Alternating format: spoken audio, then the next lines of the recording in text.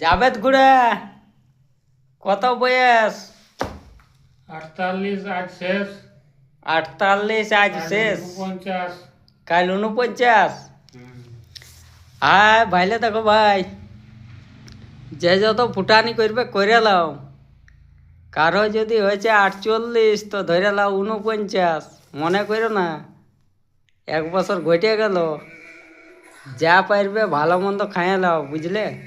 নয়া সাল এসে গেল। হ্যাঁ, যার ছিল 17 তার হইল 18, যার ছিল 13 তার হইল 14, যার ছিল 59 তার হইল 60।